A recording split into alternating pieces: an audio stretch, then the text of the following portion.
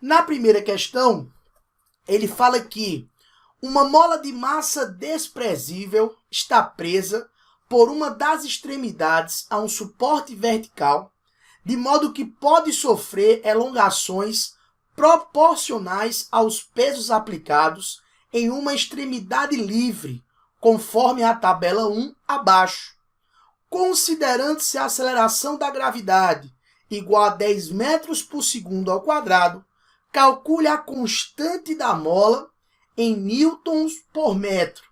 Fera, se liga que ele fala que uma mola de massa desprezível está preso a um suporte vertical, de modo que pode sofrer elongações proporcionais aos pesos aplicados em uma extremidade livre. Ou seja, vamos imaginar aqui o seguinte: nós temos uma mola presa a um suporte vertical. Na outra extremidade dessa mola, nós vamos prender um corpo de peso P. Tranquilo? Para chegar na situação de equilíbrio, nós temos aí duas forças atuando sobre o corpo. Tem a força-peso, que puxa esse corpo para o centro da Terra, a força de atração gravitacional, e tem a força elástica, que a mola exerce sobre o corpo devido à deformação. Fera, nessa questão nós estamos trabalhando com uma situação de equilíbrio. Ou seja, na situação de equilíbrio, a força resultante que atua sobre o corpo, zero. O que significa dizer que a força elástica, a intensidade da força elástica, é igual à intensidade da força-peso. Simples assim.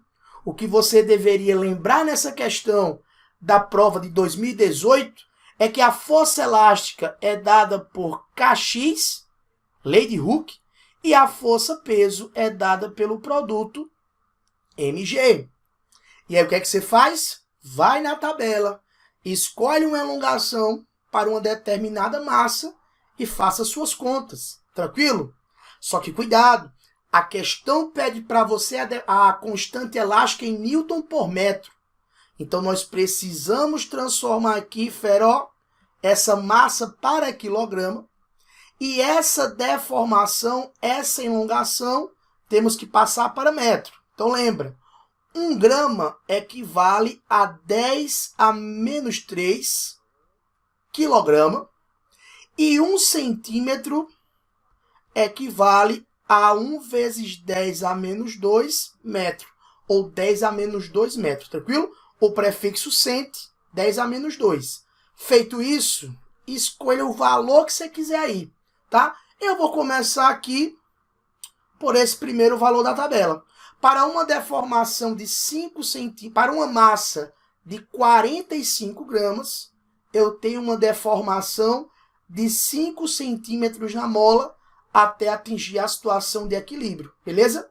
Mas o que seria aqui é o seguinte, ó, essa constante K vezes a deformação que Taveira escolheu 5 centímetros, ou seja, 5 vezes 10 a menos 2, igual a massa 45 gramas, que nós temos que colocar a fera em quilograma, 45 vezes 10 a menos 3, vezes a aceleração da gravidade, que tem intensidade 10.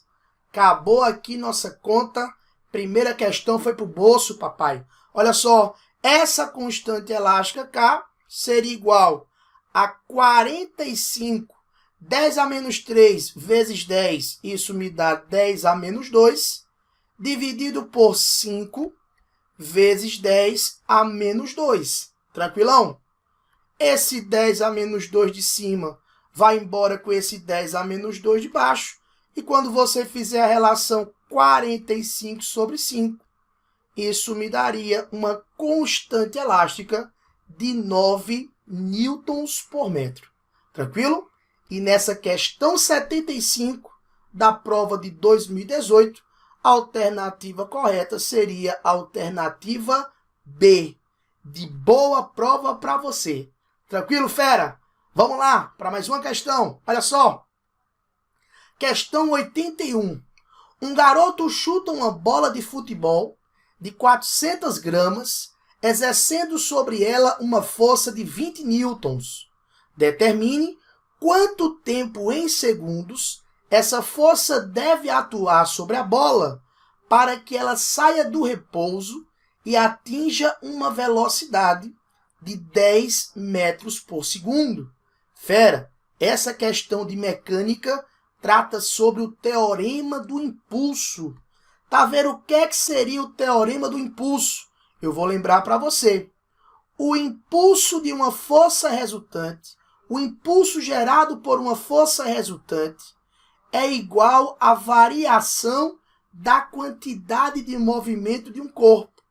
Ou seja, lembra que impulso é dado pelo produto F vezes ΔT. E a variação da quantidade de movimento de um corpo é dada pelo produto massa vezes ΔV. F é a força, ΔT intervalo de tempo. M, a massa do corpo, ΔV, sua variação de velocidade. Se liga, fera, que essa massa aqui, ela tem que estar em quilograma. Então, 400 gramas seria o equivalente a 0,4 kg. Tranquilo? E aí, se você joga os dados aqui no teorema do impulso, como é que ficaria? 20 vezes ΔT, que é a nossa pergunta, igual a massa, que é 0,4, vezes, está vendo, a variação de velocidade. Velocidade final menos a velocidade inicial. A velocidade final foi de 10, a velocidade inicial 0, pois ele fala na questão que a bola partiu do repouso. Sendo assim, fera, o intervalo de tempo necessário aqui seria 0,4 vezes 10, isso me dá 4. 4 dividido por 20, tranquilo? E aí, se você faz a relação 4 dividido por 20, isso me daria exatamente 0,2 segundo, tranquilo? Então, o intervalo de tempo necessário para que a bola saia do repouso e atinja a velocidade de 10 metros por segundo seria um intervalo de tempo de 0,2. Fera, fica ligado no teorema do impulso. Muito importante aí para a sua prova. Então, nessa questão 81, a alternativa correta, letra B, de boa prova para você. Vamos lá, então, para mais uma questão. Vem comigo. Olha só. Questão 87. Duas crianças resolvem apostar corrida em uma praça cuja geometria é representada na figura abaixo. Sabendo que a criança 1 percorre o caminho ABC e que a criança 2 percorre o caminho AC, podemos afirmar que a diferença entre a distância percorrida pela criança 1 e a criança 2 vale em metros. Olha, fera, se liga que essa praça falada na questão, dita na questão, tem um formato de um triângulo retângulo. E aí, quando você fala sobre triângulo retângulo, já vem na nossa cabeça o famoso Teorema de Pitágoras. E esse triângulo retângulo em especial, que apresenta um terno pitagórico muito conhecido. Tá vendo aqui, terno pitagórico seria esse. É exatamente, fera, o terno pitagórico 3, 4, 5, certo? Um cateto vale 3, o outro cateto vale 4 e a nossa hipotenusa vale 5. Lembra? Teorema de Pitágoras, né? Nós chamamos aqui, por exemplo, de A. Esse cateto eu vou chamar de B. E esse cateto eu vou chamar de C. Teorema de Pitágoras, a hipotenusa ao quadrado é igual à soma dos quadrados dos catetos. Tranquilo? Se você faz isso aqui, ó, um cateto vale 3, o outro cateto vale 4. 3 ao quadrado, 9, 4 ao quadrado, 16. 16 mais 9 dá 25. E aí, fera, a raiz quadrada de 25 me dá 5. Então, muitos triângulos retângulos obedecem o terno pitagórico 3, 4, 5. Ou seja, são múltiplos do triângulo retângulo 3, 4, 5. Que é o caso dessa questão aqui, ó. Perceba que esse meu cateto, esse meu lado AB, é 10 vezes maior do que 4, 40 metros. Esse cateto BC, 10 vezes maior do que 3, 30 metros.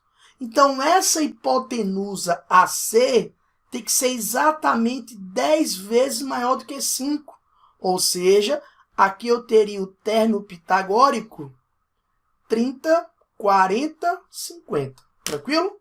Então, fera, feito isso aqui, acabou-se a questão. Perceba que a criança que vai pelo caminho 1, vamos anotar aqui, ó. A criança que vai pelo caminho 1, ela percorre 40 metros de A para B e 30 metros de B para C. Ou seja, isso me dá 70 metros. Já a criança que vai pelo caminho 2, que seria o caminho AC, percorre exatamente a hipotenusa, que vale 50 metros. Fera, se a questão que é a diferença entre os caminhos D1 e D2, 70 menos 50, me dá aí uma diferença de distância de 20 metros. Ou seja, a criança 1 percorreu 20 metros a mais que a criança 2. Alternativa correta aqui, letra A, de aprovação. Vamos lá para a próxima questão. Vamos juntos. Questão 88. Em um porta-aviões, as aeronaves pousam em uma pista útil de 100 metros. Se a velocidade com que o avião toca a pista de tal embarcação é de aproximadamente 252 km por hora, determine o módulo de sua desaceleração média em metros por segundo. Olha só, fera. Perceba que essa questão nos fornece o comprimento da pista, né? Seria então aqui o nosso ΔS. Tranquilo? Fala que a aeronave toca a pista com a velocidade inicial de 252 km por hora e pede para você determinar o módulo de sua desaceleração média, cuidado aqui, só corrige, em metros por segundo ao quadrado, né? A unidade de aceleração seria o metros por segundo ao quadrado. Então, perceba que aqui é uma questão clássica de cinemática. Ora, o avião toca a pista com a velocidade de 252 km por hora, ele vai parar, então sua velocidade final seria 0, percorre uma distância de 100 metros, seria a distância aí, o comprimento útil da pista, e a pergunta é quanto vale o módulo da sua desaceleração, beleza? Então perceba que é uma questão de cinemática que não fala para você o tempo. E aí, fera, se uma questão de cinemática não lhe fornece o tempo, lembra, não perca tempo. Equação de Torricelli. É uma equação onde você não precisa do tempo para resolver a questão de cinemática, né? Uma questão de movimento uniformemente variado que não lhe fornece o tempo, você pode ir direto para a equação de Torricelli. Tá vendo? Me lembra aí, por favor, equação de Torricelli.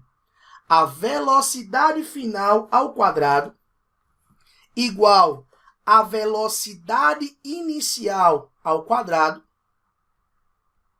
mais 2 vezes o módulo da aceleração, ou o valor da aceleração, multiplicado pelo ΔS, fera. Então, a equação de Torricelli, V quadrado igual V0 quadrado, mais 2 vezes a aceleração, vezes o ΔS. Tranquilo? Então, perceba que todos os dados que foram dados na questão, você pode jogar na equação de Torricelli.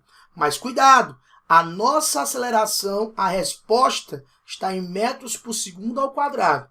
E o valor da velocidade inicial está em quilômetros por hora.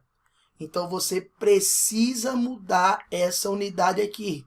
Fera, para você passar de quilômetros por hora para metros por segundo, basta você dividir por 3,6. E aí, se você fizer 252 por 3,6, a velocidade inicial aqui seria uma velocidade de 70 metros por segundo. Então, jogando aqui na equação de Torricelli, a velocidade final é zero. A velocidade inicial, 70 metros por segundo, elevado ao quadrado, 2 vezes o valor da aceleração que nós queremos, multiplicado pelo ΔS, que foi exatamente de 100 metros. Só corrigindo aqui, foi um ΔS de 100 metros. Tranquilo, fera? Então, vamos ficar 2 vezes 100 me dá 200, passa para o outro lado negativo, menos 200A, 70 ao quadrado me daria 4.900. Então, esse 200 que está multiplicando, passaria, fera, aí para o outro lado, dividindo. Então, teria menos 4.900 dividido por 200. Cancelando aqui, ó, 100 com 100, né? Eu tenho 100 em cima e eu tenho 100 embaixo. A nossa desaceleração seria exatamente uma desaceleração de menos 24,5 metros por segundo ao quadrado. Tranquilo? Como ele quer o módulo da desaceleração, a alternativa correta aqui seria a alternativa B, de boa toda. Tranquilo, fera? Então, uma questão simples aí sobre cinemática e pode ter certeza, cinemática, grande chance de aparecer na sua prova do próximo dia 17, lá no domingo. Então, fica ligado e vamos então para mais uma questão. Olha só, questão 92. Em uma nave espacial de massa emisão, é lançada em direção à Lua. Quando a distância entre a nave e a Lua é de 2 vezes 10 à oitava metros, a força de atração gravitacional entre esses corpos vale F. Quando a distância entre a nave e a Lua diminuir para 0,5 vezes 10 à oitava, a força de atração entre elas será... Olha só, fera, uma questão de mecânica falando sobre gravitação. Lei da gravitação universal de Newton. Ele vai dizer que a força de atração entre dois corpos é dado pelo produto da constante gravitacional, a massa dos corpos, dividido entre a distância entre esses corpos, elevado ao quadrado. Perceba que a questão está falando sobre uma nave espacial de massa e emisão que foi lançada em direção à Lua, né? E o que está mudando aí nessa questão é o seguinte: quando a distância entre a nave espacial e a Lua é de 2 vezes 10 à oitava metros, a força vale F. Mas quando a nave e a Lua estiverem a uma distância de 0,5 vezes 10 à oitava metros, ele quer saber quanto vale essa força. Ou seja, quanto vale essa força em relação à força inicial. Então, perceba nessa questão que essa galera aqui de cima, ó, esses valores não foram alterados. Ó. A constante gravitacional é uma constante, a massa da nave não mudou, a massa da Lua também não mudou. O que está mudando é a distância. E eu vou destacar para vocês. Ó. Quando a força era F, a distância, 2 vezes 10 à oitava metros. Para uma distância de 0,5 vezes 10 à oitava, qual seria o valor da nossa força. E aí, fera, dá para você resolver isso aqui fazendo uma proporcionalidade. Perceba que a força de atração gravitacional é inversamente proporcional à distância elevado ao quadrado. E eu pergunto a vocês, quantas vezes a distância entre a nave e a Lua diminuiu? Ora, Taveira, se a distância inicialmente valia 2 e ela passa a valer 0,5, perceba, fera, que essa distância diminuiu 4 vezes. E se essa distância diminuiu 4 vezes, significa dizer que a força vai aumentar. Taveira, aumenta 4 vezes? Não. Aumentaria 4 vezes se a força fosse inversamente proporcional à distância. Mas a força é inversamente proporcional à distância elevado ao quadrado. Então, se a distância caiu 4 vezes, a força ela aumenta quantas vezes? 4 elevado ao quadrado. E 4 ao quadrado me dá exatamente 16. Então, se a força inicial era F, quando a distância era de 2 vezes 10 à oitava, para uma distância 4 vezes menor, a nova força será uma força 16 vezes maior. Sendo assim, a alternativa correta aqui para essa questão seria a alternativa D, de detonando a prova da EA. Beleza? Vamos juntos para a próxima questão. Vem comigo. Questão 73.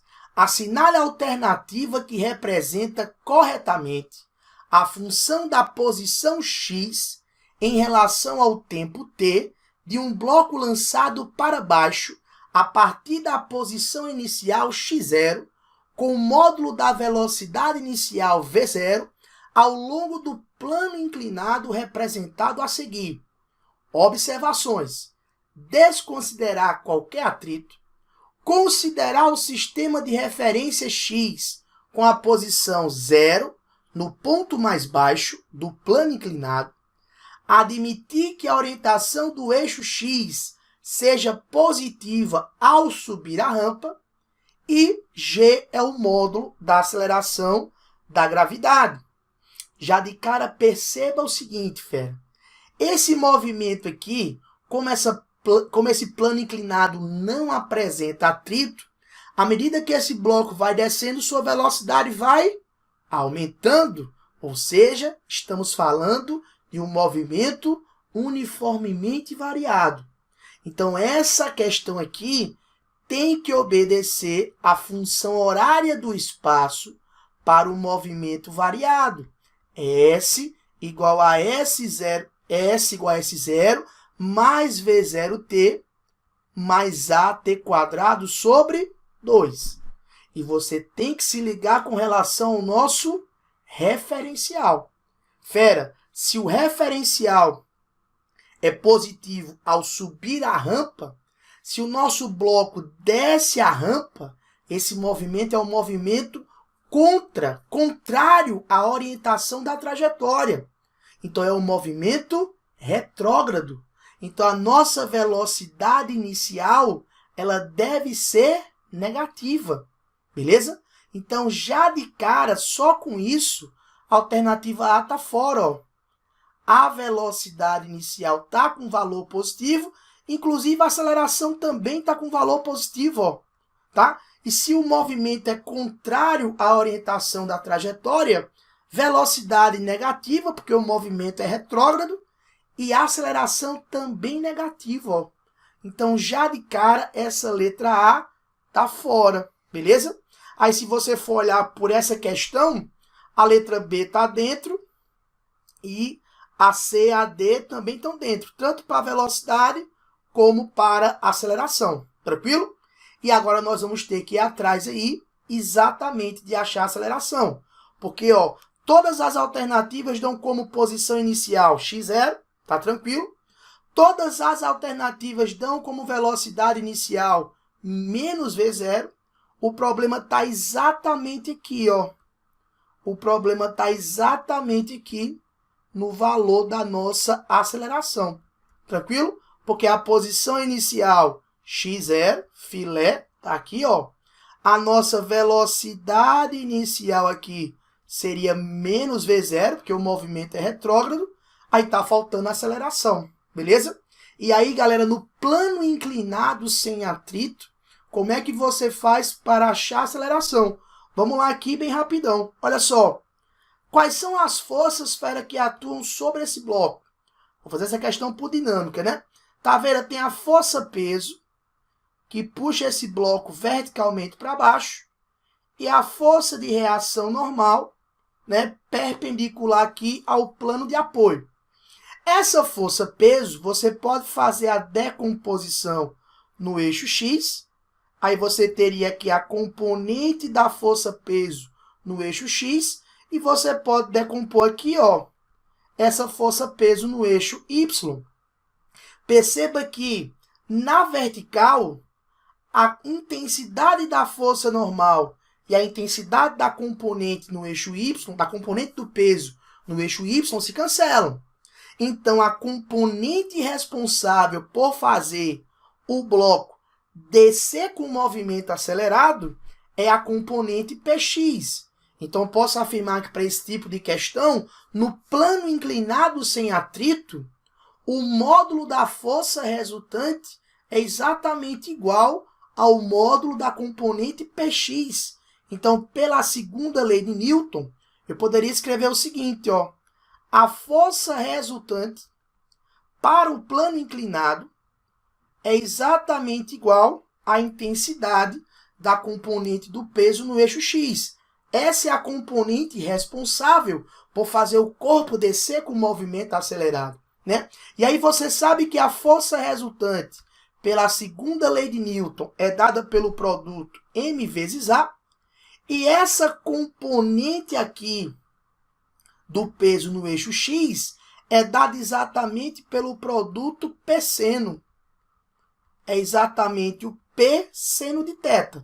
Por quê, Taveira? Porque esse ângulo aqui do plano inclinado, ele sempre vai estar aqui, ó, entre o P e o PY, né? Esse ângulo θ do plano inclinado, ele sempre vai estar entre a componente PY e a força-peso, quando ele vem embaixo. Então, a componente PY seria cateto adjacente, seria o P cosseno. Então, se a componente PY é o cateto adjacente, a componente PX é cateto oposto.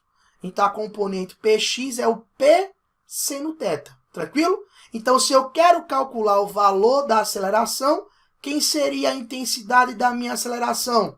A força-peso mg, que multiplica o seno θ sobre a massa, né? E aí, se você cancela aqui m em cima com m embaixo, conclusão, o valor da nossa aceleração para o plano inclinado sem atrito seria exatamente g seno θ. Então, fera, já fica ligado que sempre que você tem plano inclinado sem atrito, a aceleração do movimento, quando ele cai acelerado, é g seno θ. Tranquilo? E aí é só você correr para o abraço. Lembrando que essa aceleração é contrária à orientação da trajetória. Então, essa nossa aceleração seria negativa, menos g seno θ. Então, esse valor aqui, ó, esse valor aqui de aceleração, seria exatamente, vamos colocar aqui, menos g seno θ. Tranquilo? Então, a alternativa correta aqui seria a alternativa B. X igual a x0 menos v0t menos g seno θ vezes t quadrado sobre 2. B de boa prova para vocês. Tranquilo? Tá aí, fera? Vamos então para mais uma questão. Vamos juntos. Olha só. E eu tinha feito o desenho aqui para fazer para vocês. Acabei fazendo tudo aqui, ó, na página anterior. Ficou tranquilo aí, né, fera? Então vamos para frente. Questão 74. Ah, Se você está gostando desse vídeo aqui, do projeto do Xande, deixa seu like aí, ó. Já deixa o seu joinha e não esquece que quando acabar essa revisão, corre lá no canal Física Arretada, inscreva-se e vamos juntos em busca do seu sucesso, beleza? Questão 64 da prova CFS2 de 2018. Olha só, a posição X de um móvel em função do tempo é representada pela parábola no gráfico a seguir. Durante todo o movimento, o móvel estava sobre uma aceleração constante de módulo igual a 2 metros por segundo ao quadrado. A posição inicial desse móvel em metros era. Então, fera, se liga que o movimento aqui, ó, função gráfico do espaço em função do tempo, uma parábola com concavidade voltada para cima, movimento uniformemente variado, já que tem aceleração, e aceleração positiva, porque a concavidade da parábola está voltada para cima. A pergunta dessa questão aqui é quanto vale a posição inicial. E aí, boa pergunta aqui, viu, fera? Boa pergunta aqui. Ele deu para a gente o valor da aceleração e nada mais, né? Pelo gráfico está dizendo que quando o tempo é 3, a posição é 0. Quando o tempo é 5, a posição também é 0. O que é que eu posso fazer aqui? Vamos lá, vem comigo. O que a gente pode fazer aqui é o seguinte, ó. O que você precisa saber, fera, é que nesse ponto aqui da parábola, acontece uma inversão do movimento. Perceba que a parábola, ela começa descendo, ou seja, o movimento é retrógrado, porque o espaço, a posição está diminuindo, e a partir desse ponto aqui, o espaço volta a aumentar, ou seja, a posição está aumentando. Então, o movimento passa a ser um movimento progressivo. Ora, se eu tinha um movimento retrógrado e eu passo a ter um movimento progressivo, aconteceu uma inversão do movimento. E quando isso acontece, a velocidade instantânea do móvel tem que ser 0. Então, com certeza, nesse ponto aqui, a velocidade vale 0. E esse ponto aqui está exatamente entre as raízes 3 e 5, o que me permite dizer que esse instante de tempo aqui corresponde ao instante de tempo t igual a 4 segundos. Ou seja, eu sei que a velocidade do cara é 0 quando o instante de tempo t é igual a 4 segundos. E eu sei o valor da aceleração, que foi de 2 metros por segundo ao quadrado. Ora, fera, se eu tenho a velocidade para t igual a 4 segundos e eu tenho o valor da aceleração, eu posso calcular a velocidade inicial, quando o tempo t era exatamente igual a 0 segundos. Como é que eu faço isso? Olha só. Primeiro passo aqui, lembrar da função horária da velocidade para o movimento uniformemente variado. V igual a V0 mais AT. Ora, tá vendo? Quando o tempo é 4, a velocidade é 0. Massa. A velocidade inicial eu não sei. A aceleração vale 2. E o tempo t, 4 segundos. Tranquilo? O que significa dizer que a velocidade inicial do nosso móvel seria exatamente de menos 8 metros por segundo. O que está correto, ó, porque o movimento inicialmente é retrógrado, né? Ou seja, a velocidade inicial realmente ela deve ser negativa. Beleza, Taveira? Mas a questão não quer a velocidade inicial. A questão quer a posição inicial. E aí, fera, eu vou lembrar aqui para você uma relação que muitos estudantes esquecem. Velocidade média no movimento uniformemente variado. Tá vendo como é velocidade média no movimento uniformemente variado? Vou lembrar para você. Lembra que velocidade média é a relação ΔS sobre ΔT. Isso para qualquer movimento. Mas para o movimento uniformemente variado, a velocidade média ela pode ser dada pela média aritmética da velocidade inicial com a velocidade que você está calculando para um determinado instante de tempo. Então, para o movimento uniformemente variado, eu posso fazer V mais V0 sobre 2. Isso é velocidade média. Ô, Taveira, beleza, mas por que você fez isso?